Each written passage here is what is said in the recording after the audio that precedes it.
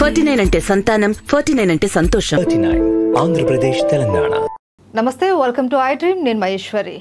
చాలామంది వెన్ను లేదా మెడకు సంబంధించిన ట్రీట్మెంట్స్లో ట్రాక్షన్ ట్రీట్మెంట్ అనే పదాన్ని ఎక్కువగా వాడుతూ ఉంటారు. ఈ ట్రాక్షన్ ట్రీట్మెంట్ అంటే ఏంటి, ఇది ఎవరు తీసుకోవాలి, దీని గురించి మాట్లాడడానికి మనతో పాటు ఉన్నారు ఏఐజీ హాస్పిటల్ నుండి ప్రముఖ ortho spine surgeon doctor Kalyan Kumar Varma గారు. వారితో మాట్లాడదాం. ఈయన ఢిల్లీలోని FNBలో అతి కొద్ది మందిలో ఉత్తీర్ణులైనటువంటి ఒక వ్యక్తిగా కూడా ఆయన గుర్తింపు పొందారు. అలాగే జర్మన్, కొరియా వంటి దేశాలలో అత్యాధునిక పరికరాలతో స్పైన్ సర్జరీ ఎలా చేయాలి అన్న దాంట్లో కూడా ట్రీట్మెంట్ ఏ విధంగా మనకు సులభతరం అవుతుంది అనేసి అక్కడ కూడా ట్రైనింగ్ తీసుకున్న వ్యక్తి ఈరోజు మనతో పాటు ఉన్నారు. వారితో మాట్లాడదాం. నమస్తే సార్. నమస్తే సార్. ఈ స్పైన్ దీనికి సంబంధించి ఎక్కువగా ఈ మధ్య కాలంలో ట్రాక్షన్ అన్న పదం వినపడుతుంది. ఈ ట్రాక్షన్ అంటే ఏంటి సార్? ట్రాక్షన్ అనేది ఫిజియోథెరపీలో ఒక భాగంగా ఫాలో చేస్తూ ఉంటారమ్మా. జనరల్గా ట్రాక్షన్ అంటే ఏంటంటే లాగటం బేసికల్లీ. అంటే ఇప్పుడు మీకు మెడ నొప్పి వచ్చింది అనుకోండి, మెడకి ఒక బెల్ట్ లాంటిది కట్టి కిందకి బరువులు వేసి లాగి ఉంచుతారనమాట. కొన్నాళ్ళలా బెడ్ మీద ట్రాక్షన్ ఇవ్వటం. అలాగే నడుము నొప్పి వచ్చినప్పుడు ఏంటంటే నడుముకి బెల్ట్ కట్టి బరువులు కింద పెట్టి ఆ బరువుతో నడుము లాగటం అనేది ట్రాక్షన్ థెరపీ అమ్మ. సో ఇప్పుడు మనకి ఇంటర్నేషనల్గా స్టడీస్ చూపించినవి ఏంటి అంటే ట్రాక్షన్తో ఈ మెడ నొప్పులు కానీ ఆర్ నడు నొప్పులు కానీ ఎక్కువ ఉపయోగం లేదని చెప్తున్నారు ఇప్పటిదాకా జరిగిన స్టడీస్లో. బట్ పర్టికులర్గా ఇండియాలో అది ఇంకా చాలా కామన్లీ ఫాలోడ్ మెథడ్. ఇప్పుడు మనం జనరల్గా కొంచెం ఊర్లలోకి వెళ్తే నడుము మెడ నొప్పులు ఉన్న వాళ్ళకి ఎక్కువ మందికి ట్రాక్షన్ అనేది యూజువల్గా ఫాలో చేస్తుంటారు. బట్ దాంతో మనకి ఒక్క ప్రాబ్లం ఏంటంటే ఇప్పుడు మీరు మెడ కానీ నడుము కానీ అలా బరువు కట్టి వదిలేసినప్పుడు ఏంటంటే మనకి ఒక సపోజ్ ఒక L4-5 దగ్గర ప్రాబ్లం ఉందనుకోండి, మీరు బరువు పెట్టి లాగేసినప్పుడు ఏంటంటే ఓన్లీ L4-5 దగ్గర కాకుండా మీకు పైన కింద అన్ని చోట్ల డిస్కుల మీద లోడ్ అనేది ఎక్కువ పడుతూ ఉంటుంది. సో దానివల్ల ఏంటంటే లేని చోట ప్రాబ్లం లేని చోటు కూడా మీకు కొద్దిగా ఇష్యూస్ వచ్చే ఇబ్బంది అనేది ఉంటుంది. సో టెంపరీగా మీకు ఆ లాగటం వల్ల మజిల్ స్ట్రెచ్ అయ్యి మీకు ఆ నొప్పి అనేది కొద్దిగా తగ్గినట్టు అనిపించినా తర్వాత మీకు ఇబ్బందులు వచ్చే రిస్క్ అనేది ఉంటుందమ్మా. సో ఎఫెక్ట్ ఉంటుంది. అందుకని ఎట్ ప్రెసెంట్ ఇప్పుడు దాకా WHO అంటే వరల్డ్ హెల్త్ ఆర్గనైజేషన్ అంటే ఇండియాలో హెల్త్ని ఎలాగా ప్రాపర్గా స్టడీస్ ప్రకారం ఎలా ఫాలో చేయాలి అని చెప్పే ఒక సంస్థ. సో వాళ్ళైతే ట్రాక్షన్ రికమెండ్ చేయట్లేదు అండ్ అది చేయొద్దనే చెప్తున్నారు. ఓకే. సో ఈ ట్రాక్షన్ ట్రీట్మెంట్ అనేది కొన్ని దుష్ఫలితాలు కూడా ఉంటాయన్నమాట, రిస్క్ అనేది ఉంటుంది. అయితే సార్ చాలామంది ఏంటంటే కొంతమంది డాక్టర్ దగ్గరికి వెళ్ళిపోయి ఈ పెయిన్ నేను భరించలేకపోతున్నాను, నా వల్ల కాదు, నాకు వెంటనే సర్జరీ చేసేయండి, సర్జరీ తర్వాత నాకు ఈ పెయిన్ ఉండదు అనేసి వాళ్ళే చెప్తూ ఉంటారు డాక్టర్స్కి. సో నిజంగా అంత పెయిన్ భరించలేము, సర్జరీ చేసేయండి అన్న అప్పుడు సర్జరీకి వెళ్ళడం అన్నది అంత కరెక్టే అంటారా? సో మేము స్పైన్ సర్జన్స్ కింద 2 ఎక్స్ట్రీమ్స్ని చూస్తామమ్మా. సో కొంతమంది ఏంటంటే బాగా చాలా ఇబ్బంది ఉంటుంది, స్కాన్లో కూడా నరం బాగా ఒత్తుకుపోయి ఉంటుంది, కాళ్ళ బలం తగ్గిపోయి ఉంటుంది, అయినా కానీ సర్జరీ చేయించుకోము, సర్జరీ కాకుండా ఇంకేమైనా చెప్పండి అని చెప్పేవాళ్ళు ఎక్కువ శాతం మంది ఉంటారు మా దగ్గర. అలాగే రెండొక వెరైటీ ఏంటంటే మనకి వాళ్ళకి యాక్చువల్గా స్కాన్లో ఎక్కువ ఇబ్బంది ఉండదు, బట్ నొప్పి ఎక్కువ ఉంది, నాకు ఆపరేషన్ చేసేయండి అనేది రెండో కేటగిరీ అమ్మ. ఇప్పుడు ఇద్దరిని మనం చూడాలి. ఈ రెండిట్లోని నా ఉద్దేశం మనకి మెయిన్గా కావాల్సింది ఏంటంటే పేషెంట్ ఎడ్యుకేషన్. వాళ్ళకి అసలు ప్రాబ్లం ఏంటి, అది ఎలా తగ్గుతుంది అనే నాలెడ్జ్ అనేది ప్రాపర్గా ఇంపార్ట్ చేయడం మాకు స్పైన్ సర్జన్స్గా మా రెస్పాన్సిబిలిటీ అమ్మ. ఇప్పుడు వాళ్ళకి ఒకసారి ప్రాబ్లం వచ్చినప్పుడు చాలా సోర్సెస్ నుంచి చాలా మిస్ఇన్ఫర్మేషన్స్ వస్తుంటాయి.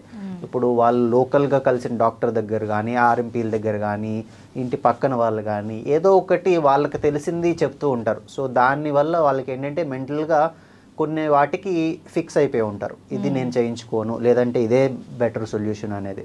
సో అవి కరెక్ట్ కాదమ్మా. సో ఎప్పుడైనా కానీ మీరు ప్రాపర్గా క్వాలిఫైడ్ స్పైన్ సర్జన్స్ దగ్గరికి వెళ్తే మీకు యాక్చువల్ నాలెడ్జ్ అనేది వస్తుంది. యాక్చువల్గా మీకు అసలు ప్రాబ్లం ఏంటి అండ్ దానికి సొల్యూషన్స్ ఏంటి అనేది మనం క్లియర్గా చెప్పే ఆపర్చునిటీ అనేది మనకు దొరుకుతుంది అమ్మా.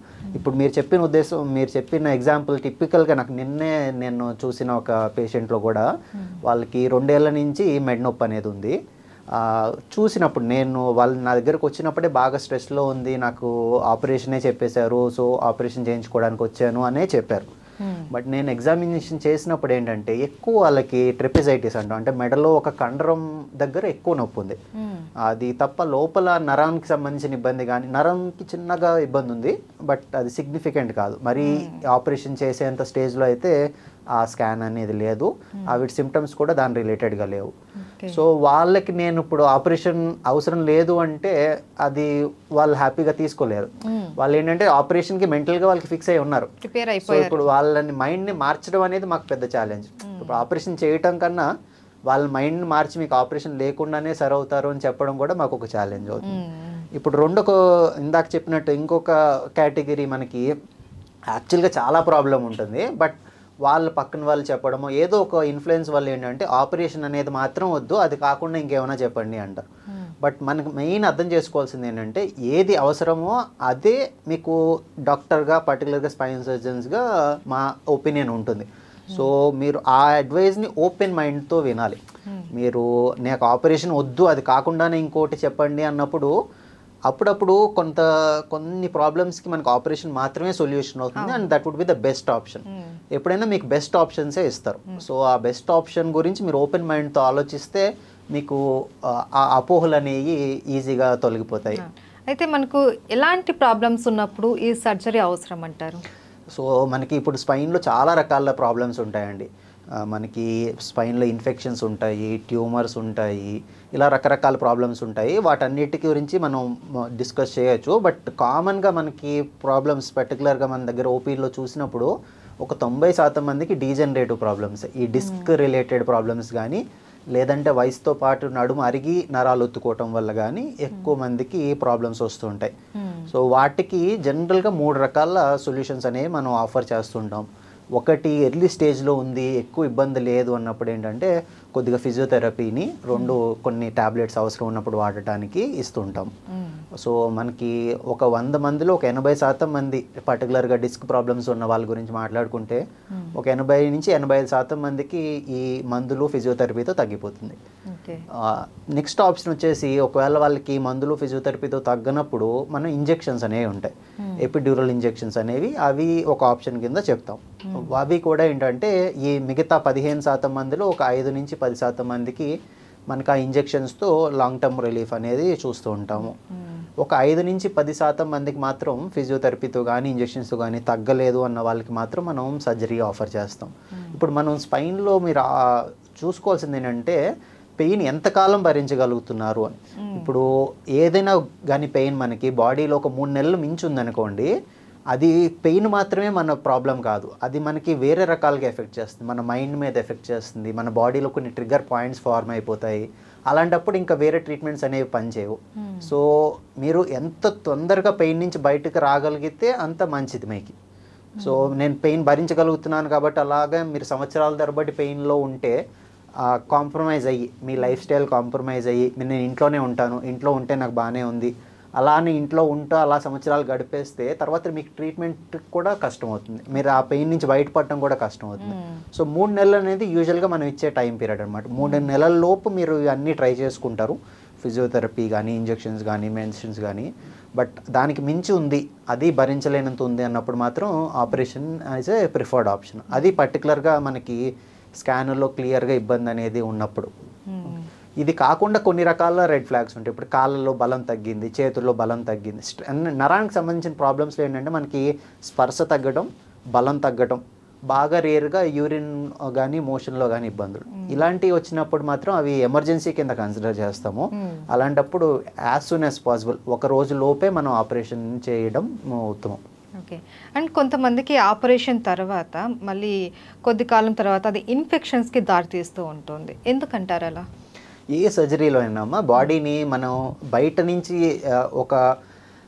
ఒక బాడీ నుంచి బయట నుంచి ఏదైనా ఒక సబ్స్టెన్స్ లోపలికి వెళ్ళినప్పుడు డెఫినెట్గా దానికి ఇన్ఫెక్షన్ రిస్క్ అనేది ఉంటుందమ్మా. సో ఎనీ సర్జరీ బాడీలో ఏ ఘాటు పెట్టినా మీకు ఇన్ఫెక్షన్ అనే రిస్క్ అనేది ఉంటుంది. అలాగే స్పైన్లో కూడా మీకు ఇన్ఫెక్షన్ అనేది రిస్క్ ఉంటుంది. పర్టికులర్గా ఇప్పుడు ఆర్థోపెడిక్స్కి వచ్చేటప్పటికి ఏంటంటే మనం స్క్రూలు కానీ, ప్లేట్లు కానీ, రాడ్లు కానీ వాడుతూ ఉంటాము. అలాంటప్పుడు ఏంటంటే దాని మీద చిన్న లేయర్ ఆఫ్ ఇన్ఫెక్షన్ ఉండిపోతుంది. ఇప్పుడు మామూలు వేరే సర్జరీలో వేరే చోట ఎక్కడైతే స్క్రూలు లేవో అక్కడ ఇన్ఫెక్షన్ ఉన్నా కానీ జనరల్గా కొంచెం క్లీన్ చేసేయడం ఈజీ అవుతుంది, లేదంటే యాంటీబయాటిక్స్తో తగ్గిపోయే ఛాన్సులు ఎక్కువ ఉంటాయి. ఆర్థోపెడిక్స్లో పర్టికులర్గా చాలా కాలం నుంచి ఇన్ఫెక్షన్ ఉన్నప్పుడు ఏంటంటే ఈ రాడ్లకి ఆ స్క్రూల చుట్టూ కూడా ఇన్ఫెక్షన్ అనేది పట్టేస్తుంటుంది. అలాంటప్పుడు ఆ ఇన్ఫెక్షన్ అనేది మామూలు ఇంజక్షన్లతో వాటితో తగ్గదు, యాంటీబయాటిక్స్తో. అప్పుడు మళ్ళీ మనం ఆ స్క్రూలు తీయటం కానీ మొత్తం వాష్ చేయడం కానీ చేయాల్సి ఉంటుందమ్మా.